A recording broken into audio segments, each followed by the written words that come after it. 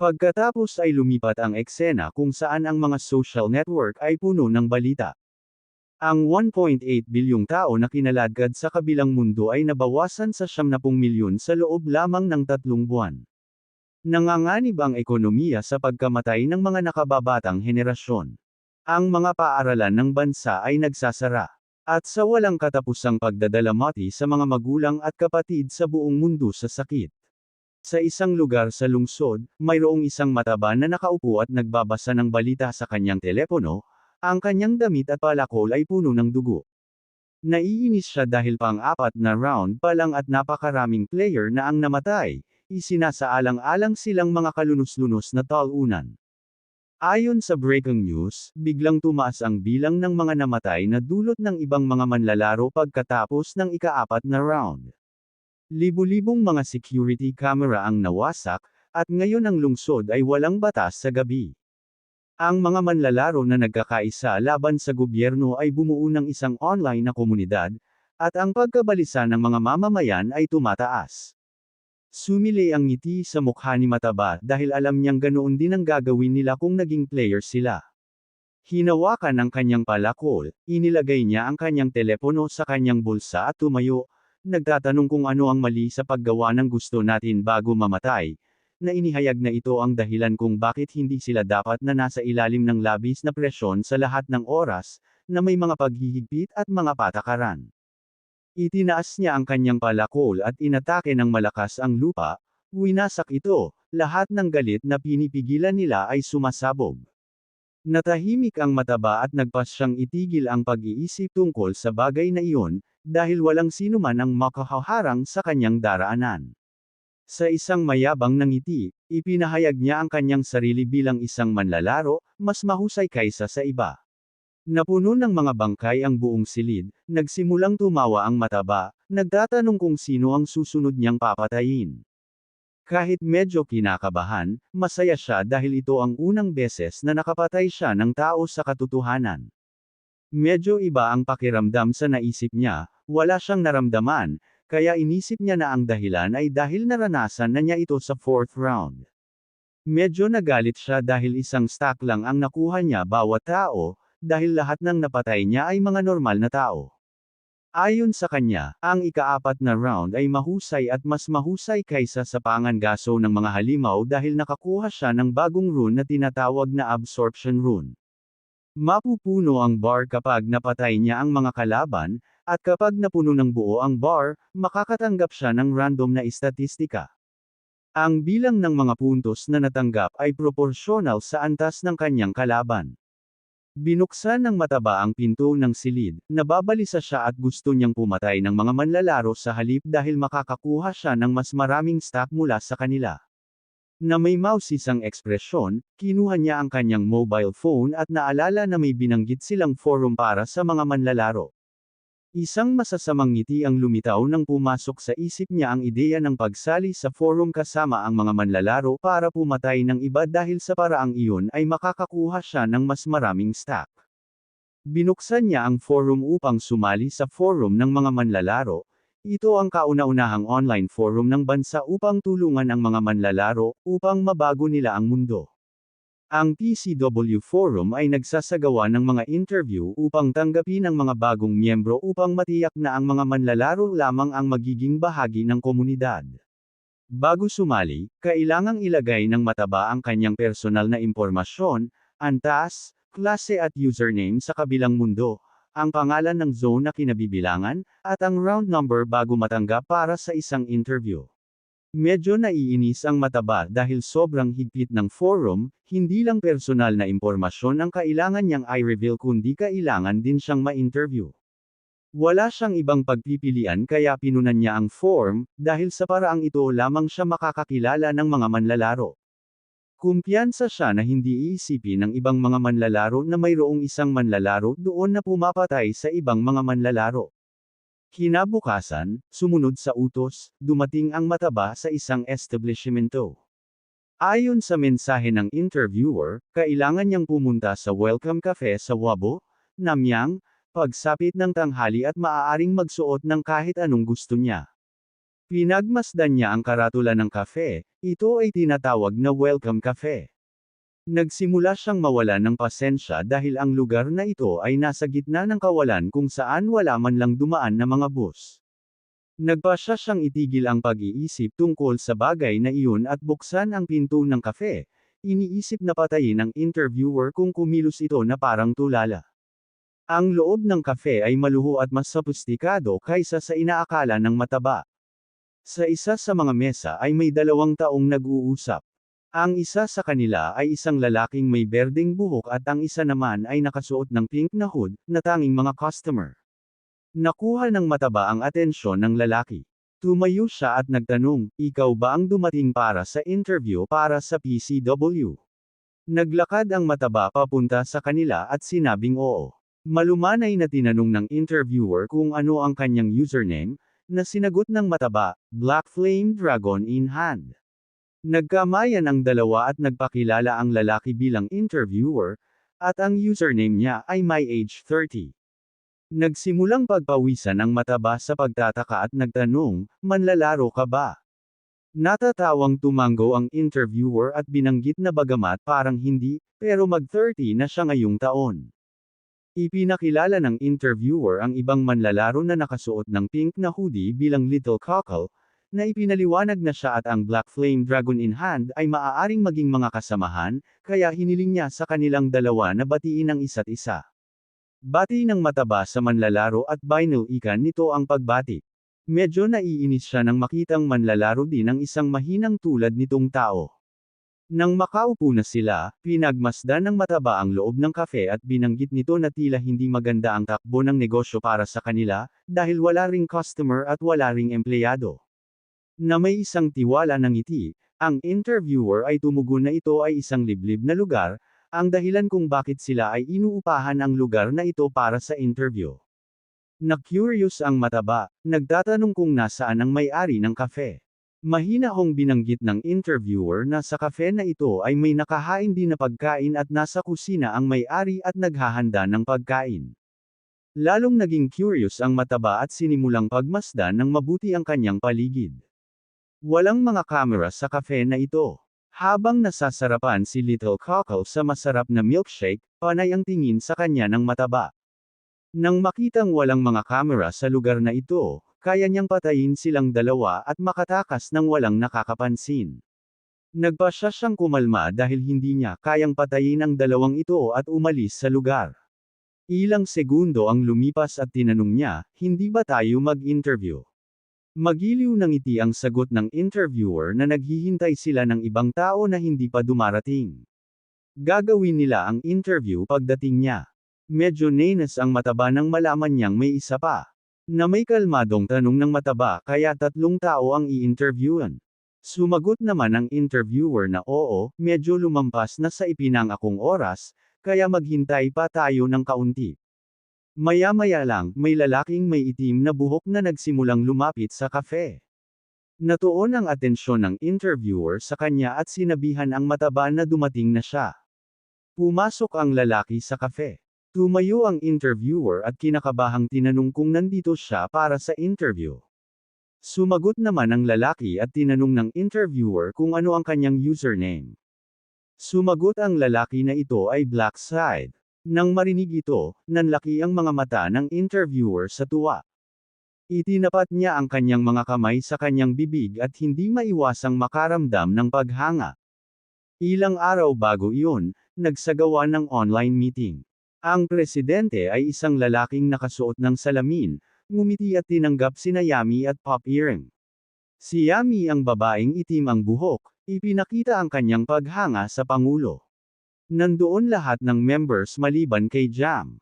Nagpasya ang Pangulo na simulan ng pangkalahatang pulong para sa 3 linggo ng Abril. Nakangiting tinawag niya ang atensyon ni Lost Yark at tinanong kung ilang tao na ang sumali sa forum ngayong linggo. Sa isang mahinahong tingin, ang Lost Yark ay tumugon na humigit kumulang 2,000.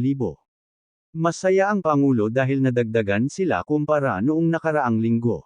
Binanggit din ng Lost Yark na ang bilang ng mga manlalaro ay patuloy na bumababa bawat buwan, ngunit ang bilang ng mga miyembro ay tumataas bawat linggo. Sigurado siyang nakatawag ng pansin ng mga manlalaro ang artikulong pinag-uusapan sila. May kakaibang ekspresyon, tinanong ng Pangulo kung sino ang kumuha sa mamamahayag. Nagtaas ng kamay ang babae at nakangiting sinabing siya iyon. Medyo namangha ang presidente dahil hindi niya alam na may mga koneksyon siya sa lugar na iyon, na sumagot siya na ito ay isang bagong koneksyon. Iniabot ng Pangulo ang kanyang kamay at pinuri ang babae, gaya ng inaasahan niya sa isang veteranong miyembro. Tinawag niya ang atensyon ni Lost Yark at tinanong kung ilan sa 2,000 manlalaro ang tunay na sanay. Tumugon si Lost Yark na kung ibubukod nila ang mga manlalaro na walang klase at ang mga nasa ibaba ng level 10, mayroon silang humigit kumulang 1,200. Naging interesado ang Pangulo na malaman kung ilan ang talagang kapaki-pakinabang. Inayos ng lalaking may suot na kurbata ang kanyang salamin, binuksan ang kanyang tablet, at nagpas siyang magsalita tungkol dito. Habang nagbabrowse sa tablet, binanggit niya na ang isang natatanging manlalaro ay ang Black Flame Dragon in Hand. Isa siyang ordinaryong level 10 warrior, ngunit nakamit ang 3 pwesto sa kanyang zone. Alam ng Pangulo na upang makamit ang 3 pwesto, dapat siyang magkaroon ng isang mahusay na rune o nagsisinungaling.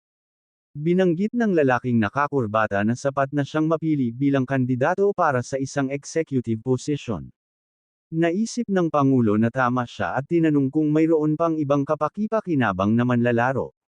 Nagsimula siyang mag-navigate sa tablet at ipinaliwanag na ang isa pang namumukod tanging manlalaro ay si Little Cockle, na palaging nireranggo sa pagitan ng ika-4 at ika-10 pwesto. Bukod sa dalawang iyon, may 50 pang manlalaro na kabilang sa top 100 sa kani-kanilang zone. Nang marinig ito, sumilay ang nasa sabik ng ngiti sa mukha ng presidente, na pagtantong magiging abala siya sa pakikipanayam sa mga tao. Tinawag niya ang atensyon ng may age 30 na natutulog. Nang marinig ang boses ng Pangulo, nagising siya mula sa kanyang pagkakatulog na hindi alam kung nasaan siya.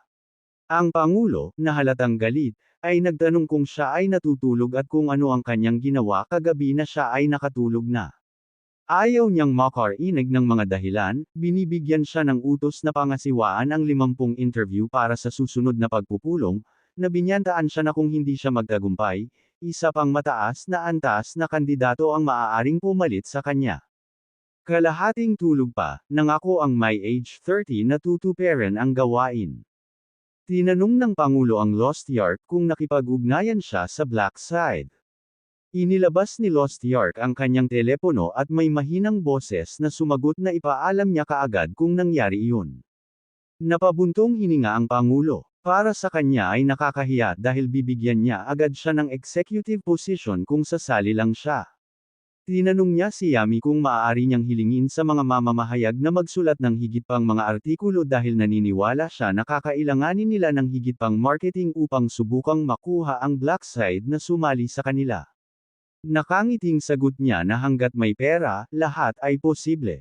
May kumpiyansa na ekspresyon, sinabihan siya ng Pangulo na huwag mag-alala tungkol sa pera dahil bibigyan niya siya ng gantimpala para sa kanyang pagsusumikap. Hindi maiwasan ni Yami ang matuwa at magpasalamat sa Pangulo. Bago pa man sila makapunta sa susunod na paksa, napuno ng pagtataka ang mga mata ni Lost Yark. Hiniling niya sa Pangulo na maghintay dahil may isang user na humiling na sumali sa forum. Napuno ng kuryosidad ang isip ng Pangulo at tinanong niya kung sino. Nagsimulang manginig ang Lost Yark nang ihayag niya na ang Black Side ay humiling na sumali sa forum. Ang paghahayag na ito ay nagdulot ng pagkabigla sa lahat. Sa kasalukuyan, ang may age 30 ay binati si Black Side na may masayang ngiti at nagtanong kung mahirap bang makarating dito. Tumango si Black Side at nang makita ito, sinimulan ng may age 30 na hawakan ang kanyang ulo at may kinakabahang ekspresyon ay humingi ng paumanhin, na nagpapaliwanag na ito ang pinakamagandang lugar na alam nila para sa privacy. Iniabot niya ang kanyang kamay sa iba, na nagpapahiwatig na dapat silang umupo. Napansin din niyang napakagwapo nito kaya naisip niya na dapat sikat siya sa mga babae. Inilipat ng may age 30 ang upuan para sa Black Side at nang makaupo na siya, nabanggit ng may age 30 na nandito rin silang dalawa para sa isang interview tulad niya. Hindi napigilan ng mataba ang paggalit ng kanyang mga ngipin at nakaramdam ng galit. Kaya lang, umubo si Little Cockle at binati sila. Nagpakilala rin si Blackside na medyo naiinis. Habang kumikinang ang kanyang mga mata na nakangiti, nagpakilala si Ryu bilang Little Cockle. Napalunok ang mataba at hindi maiwasang makaramdam ng takot dahil si Blackside ang taong nakapatay sa kanya ng 5 beses. Naikuyom niya ang kamao, hindi niya napigil ang magalit. Gusto niyang itanong kung nagkita na ba sila sa totoong buhay at kung bakit nahuhumaling si Blackside sa pagpatay sa kanya. Nang mapansin ang ekspresyon ng mataba, tinanong ng interviewer kung may mali at kung hindi ba siya magpapakilala tulad ng iba. Ibinaba ang kanyang ulo, ipinakilala ng mataba ang kanyang sarili bilang Black Flame Dragon in hand. Si Blackside, na halatang galit, ay nagsimulang tumitig sa kanya ng tahimik. Nang makita ito ng mataba ay lalo siyang nagalit at pinagpawisan na parang baliw. Hindi siya makapaniwala na tumanggi si Blackside na sumagot sa kanya ng salita. Naisip ng mataba na kapag sinabi niya ang kanyang username, makikilala siya ng Blackside, ngunit ngayon ay napagtanto niya na hindi naaalala ng Blackside ang kanyang username, kahit na 5 beses na niya itong pinatay. Kalmadong sumimsam si Ryu sa kanyang milkshake, hindi sigurado kung siya ba ay mayabang. Nagpapanggap din siya pero manloloko talaga ang lalaking iyon. Ang tunay na username ng Blackside ay si Kukurubongbong, isang profesional na scammer na kinuha ang lahat ng uri ng mga Pokana upang punan ang kanyang mga bulsa. Ang taong ito ay hindi masyadong mahalaga sa sandaling ito, ngunit sa hinaharap, makakakuha siya ng isang cloning rune at magiging sikat. Well, mas sikat kaysa sikat, at iyon ay dahil ginamit niya ang rune para sa lahat ng uri ng krimen. Panay ang tingin ni Ryu sa kanya. Ito ay isang mapait na katotohanan kung saan kahit na ang mga kriminal ay nakakuha ng mga kapangyarihan mula sa ibang mundo, ngunit mabuti na si Ryu ay nakilala siya tulad ng binalak dahil balak niyang gamitin siya upang makuha ang cloning rune. Binuksan ng interviewer ang kanyang backpack at inilabas ang isang tablet. Ngayong nagpakilala na ang lahat, oras na para magsimula sa pamamagitan ng pagkumpirma ng kanilang personal na impormasyon. Nagpasya siyang magsimula kay Little Cockle. Sa kalmadong tingin, sinabi niyang Kim Sung-hyun ang pangalan niya. 20 years old siya at katatapos lang ng high school kaya wala pa siyang trabaho. Sinimulang suriin ng interviewer ang personal na impormasyon ni Ryu at, na may seryosong ekspresyon, tinanong kung siya ay isang level 13 assassin at kung naabot niya ang ika-4 na pwesto sa mga rangkang ng kanyang zone. Tumugon si Ryu ng oo. Nagsimulang magningning ang mga mata niya dahil kasinungalingan ang lahat maliban sa username. Ang Little Cockle ay isang aktwal na username na umiiral. Sa madaling salita, nagpapanggap siya sa ibang tao. Wala siyang pagpipilian kundi gawin ito dahil kinakailangan upang matugunan ang mga kondisyon at makuha ang cloning rune. Kinakailangan ka ng cloning rune na gumawa ng pagpatay sa lokasyon kung saan nakatago ang rune habang nagpapanggap na ibang tao. Kalmado si Blackside. Noong nakaraan, ang bastard na ito ay nakagawa ng pagpatay habang ginagaya si Ryu at nakuha ang cloning rune. Nakangiting bumaling ang interviewer kay mataba at sinabing siya na ang susunod. Nagpakilala ang mataba, Sim Hong Taek daw ang pangalan. Siya ay 16 na taong gulang at isang high school student. Si My Age 30 ay nagsimulang ngumiti at binanggit na ang mataba ang pinakabata dito. Sinimulan ni Ryu ang pagtimpla ng milkshake, panay ang tingin niya sa interviewer. Alam niyang bulok na bulok ang mataba, iniisip kung titingnan pa rin siya ni My Age 30 kung alam niyang pinatay ng mataba ang kanyang mga kaklase, bagay na hinding-hindi magagawa ng isang ordinaryong estudyante. Si My Age 30 ay nagtanong kung totoo ba na siya ay isang level 10 na warrior at minsan ay umabot sa 3 pwesto sa kanyang zone. Malakas na hinampas ng mataba ang mesa at, medyo galit, tinanong kung sa tingin nila ay nagsisinungaling siya.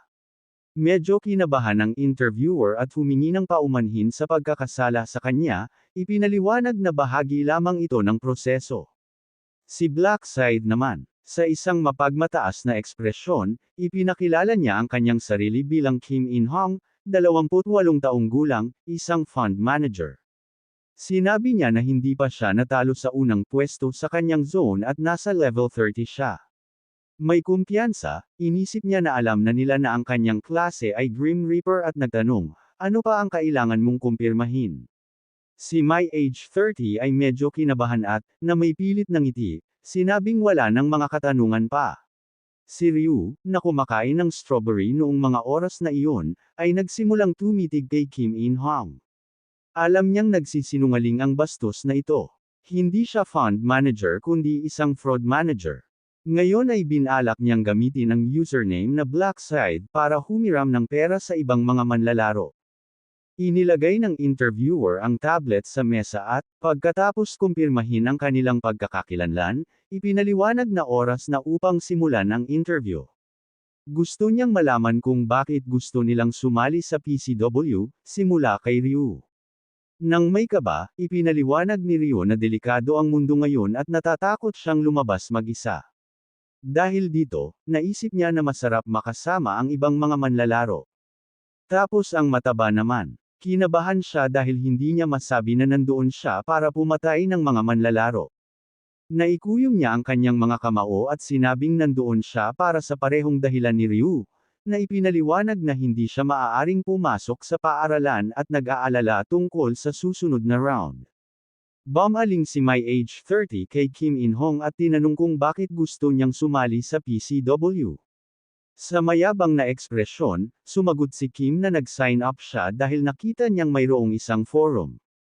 Ginawa niya iyon dahil lang sa kuryosidad. Nang marinig ito, nagsimulang magpakita ng nerbyosong ngiti ang interviewer. Hindi nagtagal at napagtanto ni Ryu na isa pala itong free pass, anuman ang sinabi ni Blackside. Si My Age 30 ay pinagsalikop ang kanyang mga kamay at binanggit na ang lahat ay nagbigay ng medyo kasiya siyang mga sagot. Isang masasamang ngiti ang lumitaw sa kanyang mukha nang ihayag niya na ang huling bahagi ng interview ay ang pumatay ng ibang tao, at sa pamamagitan lamang nito makakapasa sila sa huling yugto ng interview. Si Ryu, malinaw na nagpapanggap, ay nagsimulang magpakita ng pag-aalala at takot. Si My Age 30 ay nahulog dito at, na may seryosong ekspresyon, nagpa siya na tulungan si Ryu na maunawaan. Iniabot niya ang kanyang mga kamay at ibinunyag na sinimulan na ng gobyerno na i-regulate ang mga manlalaro at tinalikuran sila dahil natatakot sila sa kanilang pagiging mas makapangyarihan. Kinuyam niya ang kanyang mga kamao ng buong kumpiyansa, na nagsasabi na sa lalong madaling panahon sila, ang mga manlalaro, ay mangibabaw sa mundo. Ang mundong ito ay magiging katotohanan ng mas maaga kung lahat sila ay magtutulungan. Na may masamang ngiti, nilinaw niya na hindi nila kailangang itali sa mga batas. Kailangan nilang ipakita sa gobyerno na ang mga manlalaro ay ang batas, lumalaban sa mga regulasyon ng gobyerno. Natakot si Ryu, napagtanto na ito ang dahilan kung bakit kailangan nilang pumatay. Kinumpirma ito ng interviewer, ipinaliwanag na kailangan nilang ipakita ang kanilang kalooban sa gobyerno at patunayan na hindi sila makokontrol ng mga batas. Nanatiling tahimik sina Kim In-hong at Sim Hang-taek. Pinagsalikop ng interviewer ang kanyang mga kamay at tinanong kung naiintindihan na ni Ryu ngayon. Sinabi ng ating bida na oo, itinuro ang isang daliri. Nilinaw ng interviewer na kung sino man sa kanila ang ayaw magpatuloy sa huling bahagi ng interview, maaari silang umalis ngayon din. Gayunpaman, nagbabala siya na kung pipiliin nilang umalis ngayon, hindi sila dapat umasa ng anumang tulong mula sa kanila sa hinaharap. Pinunasan ni Ryu ang milkshake cream sa kanyang bibig, na pagtantong ma-blacklist ang sinumang umalis. Ito ay sinadya upang pilitin silang gumawa ng pagpatay upang hindi sila madaling makaalis sa komunidad mamaya. Si Kim In-hong at ang mataba ay nanatiling tahimik sa malalim na pag-iisip. Nagsimulang ngumiti ang interviewer nang makitang handa na ang lahat. Napagpasyahan niyang oras na para sumulong sa huling bahagi ng interview. Na may kumpiyansa na tingin, tinanong ng mataba kung ano ang ibig niyang sabihin sa proceed, na nilinaw na walang tao dito para pumatay. Isang masamang ngiti ang sumilay sa mukha ng interviewer nang ihayag niya na pinaghandaan na niya ito. Malakas ang ulan, at sinabi ng interviewer na tumayo ang lahat. Nang makita ito, ang may-ari ng kafe ay mukhang nagulat at binanggit na maaari silang manatili ng mas matagal kung gusto nila dahil inupahan nila ang lugar pagkatapos ng lahat. Sa magalang na kilos, sumagot ang interviewer na nagmamadali sila at tinanong kung saan ang mga banyo. Sabay turo sa gilid, sinabi ng babae na nasa kanto ang mga banyo. Dumukot ang interviewer sa kanyang bulsa at tinanong kung maaari siyang humingi ng pabor sa kanya habang siya ay nasa banyo. Pumayag naman ang babae. Ibinigay nito sa kanya ang susi ng kanyang sasakyan at tinanong kung maaari niyang ilabas ang sasakyan nito sa parking lot dahil nagmamadali siya. Kinuha ng babae ang mga susi at, na may magiliw ng ngiti, sinabi sa kanya na huwag mag-alala. Kumuha siya ng pulang payong at lumabas sa parking lot sa ulan. Binuksan niya ang pinto ng sasakyan at isinara ang kanyang payong. Maya-maya pa, nagsimulang umabot sa kanya ang mga kamay mula sa likod. Bago pa niya maisip ang nangyayari, may humawak sa kanyang leeg at sinimulang sakalin siya. Sinubukan niyang lumaban, ngunit wala itong silbi. Sa isang kisap mata, nawalan siya ng malay. Ang nasa likod nito ay walang iba kundi ang interviewer, may ngiti sa kanyang mukha dahil gumana ang kanyang plano. Nabigla ang mataba at Ryu. Tinanong ng ating bida kung dapat nila siyang patayin ngayon, at tinanong ng mataba kung bakit siya iyon. Ipinasok ng interviewer ang babae sa loob ng kotse at tinanong kung ano ang kanilang ginagawa, pagkatapos ay inutusan silang sumakay sa kotse. Bumagsak ang mga patak ng ulan mula sa kamay ng babae. Ang mataba ay tila naiinis, habang si Ryu, na nagpapakita ng pag-aalala, ay nagpahayag na kailangan nilang patayin ang may-ari ng kafe. Ang interviewer ay nagsimulang magmaneho ng sasakyan sa gitna ng ulan hanggang sa makarating sila sa isang gusali na malayo sa lungsod. Bumaba ang lahat sa sasakyan, at binanggit ng interviewer, na karga-karga ang katawan ng babae sa kanyang mga balikat, na dito gaganapin ang huling bahagi ng interview. Pumasok sila sa building na tila walang tao. Inilagay ng interviewer ang katawan ng babae sa sahig at malamig na tinanong kung sino ang papatay sa kanya. Nilingan niya si Kim In-hong at nakangiting tinanong kung gusto niya itong gawin. Sa isang malamig na saloobin, ang Peking Black Side ay nagsabi ng oo.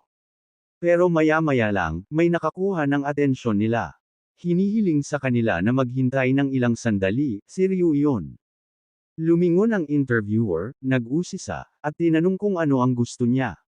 Tinanong ni Ryu ang interviewer kung kaya niya ba. Isang nasasabik na ngiti ang sumilay sa mukha ng interviewer dahil ito ay hindi inaasahan.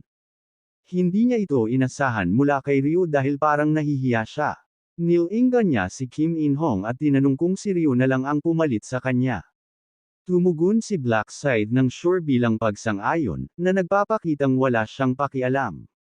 Nagsimulang maglakad si Ryu patungo sa kanila, na lumikha ng tensyon, hanggang sa madaanan niya si Kim In-hong. Sa isang mayabang na ngiti, hiniling ni Kim In-hong kay Ryu na gawin ang isang magandang trabaho dahil siya ay gumagawa ng isang pabor sa kanya. Sa isang matalim na titig, pinasalamatan siya ni Ryu at ipinahayag na gagamitin niya ng husto ang cloning rune. Nang marinig ang salitang rune, naging curious si Kim In-hong at tumalikod na may kaina-hinalang ekspresyon. Ngunit sa isang kisap mata, hinawakan ni Ryu ang kanyang ulo at, walang pag-aalinlangan kahit isang segundo, pinutol ang kanyang leeg. Pinutol ni Ryu ang leeg ni Kim In-hong na may malamig, walang pagsisisi na ekspresyon, dahilan para mamatay siya sa loob ng ilang segundo. Tinitigan ni Ryu ang walang buhay niyang katawan na puno ng puot ang mga mata. Ang mga mata ni My Age 30 ay puno ng takot at pagkalito. Hindi siya makapaniwala sa ginawa ni Ryu. Nagsimulang manginig ang mga kamay niya habang umuurong ng ilang hakbang. Ipinatong niya ang kanyang mga kamay sa kanyang ulo at nawalan ng kontrol, hindi napigilan ng kanyang sarili na tumawa na parang baliw nang makitang pinatay ni Ryu ang Black Side. Para sa kanya, ang ating bida ay ganap na baliw. Nagsimulang magningning ang mga mata ni Ryu. Lumingon siya at, sa isang mapagmataas na ekspresyon, sinabi sa My Age 30 na ang ingay niya. Si My Age 30 ay nagsimulang makaramdam ng takot. Takot na hindi katulad ng anumang naranasan niya noon. Para sa kanya, parang beast ang mga mata ni Ryu. Ibang-iba ang atmosphere kumpara noon, at wala siyang ideya kung paano nangyari ang pagbabagong ito. Ngayong patay na ang Peking Black Side, nag-activate ang system.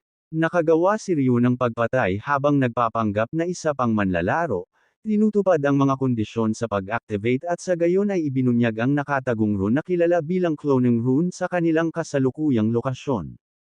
At ang nakuhang rune ay automatikong ice-sealed sa katawan ng manlalaro. Isang gintong enerhiya ang lumitaw sa paligid ni Ryu. Tumingin siya sa lupa na may kalmadong ekspresyon, na nagpapanggap na si Little Cockle ay sulit para sa kanya. Si My Age 30, na halatang galit, ay lumapit kay Ryu at tinanong kung bakit niya pinatay ang Black Side. Inabot ni Ryu ang kanyang hoodie, at habang may inilalabas siya, tinanong niya kung gusto ba talagang malaman ni My Age 30 ang dahilan. Naglabas si Ryu ng puting maskara, isinuot ito, at nang magsimulang kumikinang ang kanyang mga mata, isiniwalat niya na si Kim In-hong ay isang ganap na tulala na nagnakaw ng kanyang pagkakakilanlan. Lalong nakaramdam ng takot si My Age 30. Napuno ng kalituhan ang isip niya dahil hindi niya maintindihan ang ibig sabihin ni Ryu dito.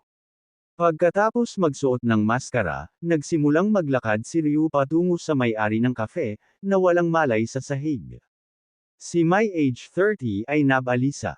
Sinimulan niyang ituro ang katawan ng babae at, na may galit na ekspresyon, ipinaliwanag na dapat ay pinatay ni Ryu ang babaeng ito sa halip na Black Side.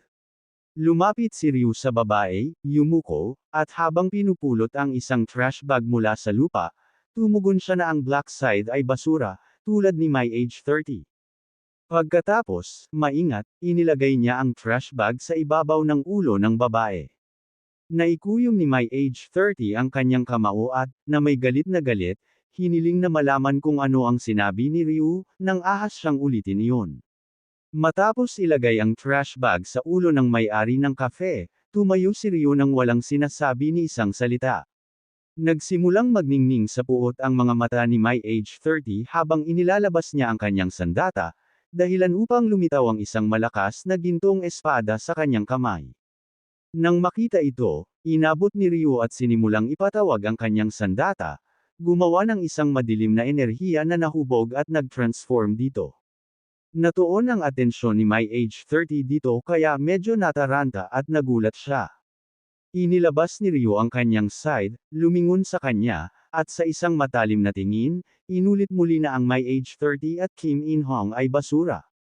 Si My Age 30 ay napalunok, at ang kanyang mga mata ay nanlaki sa takot. Nagsimula siyang pagpawisan nang makitang side ang pangunahing sandata ni Ryu. Hindi pa siya nakakita ng isang manlalaro na may ganitong kalaking side dati. Si Ryu, na nakapatong ang side sa kanyang balikat, ay tahimik na pinagmamasdan siya. Nalaglag ang panga ni My Age 30, at mas lalong nanlaki ang kanyang mga mata sa takot nang maalala niyang iisa lang ang player na gumamit ng napakalaking side bilang kanilang pangunahing sandata.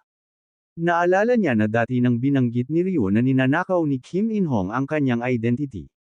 Habang nagpupumilit siyang maunawaan ang sitwasyon, nakuha ni Ryu ang kanyang atensyon at tinanong kung naiintindihan na niya ngayon ang nangyayari, at kung alam niya kung sino ang tunay na Black Side. Si My Age 30 ay nagsimulang manginig sa takot, umatras ng ilang hakbang, at sa wakas ay napagtanto na si Ryu ang tunay na Black Side. Sa isang taos-pusong ekspresyon, humingi ng paumanhin si Ryu sa pagsisinungaling niya. Dahil sa takot, nagsimulang manginig ang mga kamay ni My Age 30, dahilan para mabitawan niya ang kanyang sandata dahil naiintindihan niya na si Ryu ay hindi kailanman Little Cockle. Siya ang totoong Black Side. Nanginginig ang kanyang katawan at puno ng takot ang kanyang mukha, lumuhad siya sa harap ni Ryu, humingi ng tawad sa hindi niya pagkilala sa kanya kanina at humihingi ng awa. Malamig na tumanggi si Ryu. Nang may luha sa kanyang mga mata, inangat ng My Age 30 ang kanyang ulo, at bago pa man siya makapag-react, pinutol na ni Ryu ang kanyang lalamunan. Tumalbog ang ulo niya sa gilid hanggang sa mapunta ito sa paanan ng mataba. Isang desperadong ngiti ang lumitaw sa mukha ng My Age 30. Natuon ang atensyon ng mataba dito, at hindi niya maiwasang makaramdam ng takot at pagkasuklam. Sinimulan ni Ryu na paikutin ang kanyang side habang matamang nakatitig kay mataba. Bumuhos ang pawis sa mukha ng mataba habang nakakuyom ang mga ngipin, nanlalaki ang mga mata sa takot. Napagtanto niya na si Ryu ang tunay na black side at siya ay nasa ibang antas sa kanila. Napakabilis ni Ryu kaya hindi man lang siya nakita ng mataba na nag-swing ng kanyang side. Itinutok ni Ryu ang kanyang side kay mataba, nilinaw na silang dalawa na lang ang natitira ngayon. Tinanong niya ang mataba kung ano ang masasabi niya sa kung ano ang gagawin ni Ryu ngayon. Sa malamig na titig, nagpasya siyang bigyan ng oras ang mataba para sabihin ang anumang huling salita, kung mayroon man. Naikuyom ng mataba ang kanyang mga kamao, at nagsimulang manginig ang kanyang buong katawan.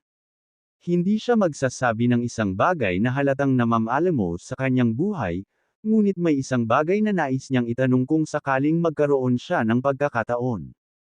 Sinimulan siyang pagmasdan ni Ryu at mabilis niyang napagtanto na gustong malaman ng mataba kung bakit siya pinatay ng 5 beses sa ika-4 na round. Nanlaki ang mga mata ng mataba sa pagtataka dahil ito naman talaga ang gusto niyang itanong kay Ryu. Sa seryosong tono, sinabi ni Ryu na simple lang ang dahilan. Nakita niya ang mataba bilang karibal niya. Nang marinig ito, napuno ng kalituhan ang isip ng mataba, at nagtanong siya, bakit ako? Nagniningning ang mga mata ni Ryu ng sinseridad habang ipinapaliwanag niya na tila ang mataba ang pinakasanay sa lahat ng naroon. Kinailangan niyang alisin ang anumang potensyal na karibal. Nakatitig ang mataba, tahimik na pinagmamasdan si Ryu. Tinanong ng ating bida kung may iba pa siyang gustong itanong sa kanya. Walang sinabi ang mataba, at pagkatapos ay tinanong ni Ryu kung handa na ba siyang mamatay. Pero noon lang, nagtanong ang mataba kung pwede siyang magtanong ng isang huling tanong. Binigyan siya ni Ryu ng pahintulot, at tinanong ng mataba kung bakit niya ito papatayin. Sa titig na puno ng puot, sinagot ni Ryu na basura lang ang mataba tulad ng iba dahil naparito rin siya para patayin ang babaeng iyon.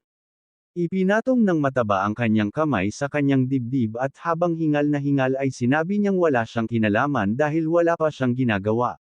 Ibinaba ni Ryu ang kanyang side at tumahimik ng ilang minuto, malalim ang iniisip. Naniniwala siyang walang ginawang masama ang mataba kaya napagdesisyonan niyang bigyan siya ng pagkakataon. Nang marinig ito, napuno ng saya ang mga mata ng mataba, at sumili ang ngiti sa kanyang mukha. Marahang tinapik ni Ryu ang lupa gamit ang dulo ng kanyang side, pagkatapos ay bumaling kay mataba na may seryosong ekspresyon at sinabing bilang kapalit, kailangang ibigay sa kanya ng mataba ang lahat ng pag-aari niya. Kasunod ng utos ni Ryu, inilagay ng mataba ang lahat ng gamit ng manlalaro sa lupa, kasama ang kanyang palakol, pana, damit, potion, at rune. Ang lahat ay lubos na kapaki-pakinabang. Nanlaki ang mga mata ni Ryu sa tuwa dahil sa pagbebenta ng lahat ng mga bagay na ito sa shop, maaari siyang kumita ng humigit kumulang 2,000 gold coins. Sinimulan ng mataba na hawakan ang kanyang ulo at, sa isang taos-pusong tingin, sinabi na ito lamang ang mayroon siya, na nanunumpa na wala siyang iba. Yumuko si Ryu at dinampot muna ang 2 rune, hindi raw siya nagdududa. Ipinatong ng mataba ang kanyang mga kamay sa kanyang tiyan at tinanong kung wala na bang ibang kukunin si Ryu. Inimbak ni Ryu ang mga rune sa inventaryo ng system at ipinaliwanag na dahil wala siyang gamit para sa iba pang mga item, maaaring itago ng mataba ang mga ito. Nang marinig ito, nagpasalamat ang mataba. Walang pagdadalawang isip, sinimulan niyang kolektahin ang natitirang mga gamit habang tahimik na pinagmamasdan siya ni Ryu. Ang totoo ay hindi man lang naibenta ni Ryu ang mga bagay na iyon sa shop. Iniimbak ng mataba ang lahat ng kanyang mga gamit sa inventaryo ng system, pagkatapos ay bumaling kay Ryu na may nerbiyos na ekspresyon at tinanong kung talagang hahayaan siya ni Ryu na mabuhay tulad ng kanyang ipinangako. Tumango si Ryu, sinabi na ang isang pangako ay isang pangako. Nang marinig ito, nagulat ang mataba at nagsimulang yumuko ang kanyang ulo kay Ryu, taos-pusong nagpasalamat sa kanya mula sa kaibuturan ng kanyang puso. Nagsimulang mapagod si Ryu at sinabihan siyang huminto dahil sumusobra na siya. Sinipa niya ang bangkay ni May age 30 at sinabihan ng mataba na kumilos na siya mula ngayon. Pagkatapos, binigyan niya siya ng pahintulot na gawin ang anumang gusto niya sa mga katawan. Yumuko si Ryu sa tabi ng katawan ng babae at, na may seryosong ekspresyon, nagpas siyang isama siya. Binuhat siya nito sa kanyang mga balikat at nagsimulang maglakad patungo sa labasan. Si Black Flame Dragon in hand, na gustong tumulong, ay nag-alok na tulungan siya, ngunit tumanggi si Ryu dahil wala siyang tiwala sa kanya at inutusan siyang umalis. Habang dahan-daang binuhat ni Ryu ang katawan ng babae patungo sa labasan, tahimik na nakamasid ang mataba. Bumantong hininga siya at pinunasan ang baba. Halos hindi na siya nakaligtas. Akala niya talaga mamamatay na siya at hindi niya inaasahan na bibigyan siya ng pagkakataon ni Ryu. Nawalan siya ng ilang gamit, ngunit wala iyon kung ikukumpara sa naligtas. Napuno ng puot ang mga mata ng mataba at nakaramdam siya ng kakaibang sensasyon. Naikuyom niya ang kanyang mga kamao, nagngangalit ang kanyang mga ngipin, at galit na tumitig, hindi sigurado kung mayroon ba talaga siyang nagawang mali o kung sulit na kunin ang kanyang mga gamit dahil lamang siya sa isang bystander. Hindi niya maiwasang magalit, iniisip na hindi ito patas. Samantala, dahan-daang inaakay ni Ryu ang babae patungo sa labasan at napako ang tingin ng mataba sa kanila. Napagtanto niyang vulnerable si Ryu ngayon at naisip niyang mamamatay siya sa saksak sa likod. Napuno ng mga tanong ang mataba at pinagpawisan siya, hindi sigurado kung ano ang gagawin. Ang kanyang mga estatistika ay tataas ng malaki kung pumatay siya ng isang taong kasing taas ng antas niya. Nagsimula siyang pagpawisan ng husto, nanlaki ang kanyang mga mata nang makita ang isang pagkakataong minsan sa buhay na hindi na mauulit. Inilabas niya ang kanyang palakol at hinawakan ito ng mahigpit, alam niyang pagsisisihan niya ito kung hahayaan niyang mawala ang pagkakataong ito. Tahimik, nagsimula siyang maglakad papunta kay Ryu, nagdadasal na sana ay hindi niya ito mapansin. Nanatiling walang kamalay-malay si Ryu habang dahan-daang isinara ng mataba ang distansya sa pagitan nila. Nang makalapit na siya, nagpa siya ang mataba na sumalakay. Itinaas niya ang kanyang palakol at, na may galit, naghanda sa paghampas, na tinawag siyang isang piraso ng basura. Bago pa makapag-react si Ryu, inatake siya ng mataba mula sa likuran, tinamaan ang likod ng kanyang leeg. Sa isang iglap, bumagsak si Ryu sa lupa. Nanlaki ang mga mata ng mataba sa tuwa nang sumilay ang ngiti sa kanyang mukha. Hindi siya makapaniwala na napatay niya si Blackside ng ganoon kadali. Hindi niya napigil ang tumawa na parang baliw, kinukot siya si Ryu sa pagkamatay niya sa kamay ng isang level 10 na manlalaro. Sa isang masamang ngiti, sinimulan niyang sipain ang bangkay ni Ryu, na tinawag itong tulala dahil sa pagtalikod sa kanyang mga kaaway. Para sa kanya, walang silbi ang pagkakaroon ng mataas na antas kung ang isang tao ay ganoon katanga. Nakakuyom ang kanyang kamao at may mapagmataas na ekspresyon, nagpasalamat siya sa tal-unang si Ryu para sa mga istatistika. Ngunit pagkatapos, ang mataba ay naghihintay sa katahimikan at walang nangyari. Natarante siya dahil dapat ay nakatanggap siya ng abiso na dumami ang kanyang mga stock. Bumakas ang takot sa mukha ng mataba, pinagpawisan siya ng mapagtantong wala siyang ideya sa nangyayari.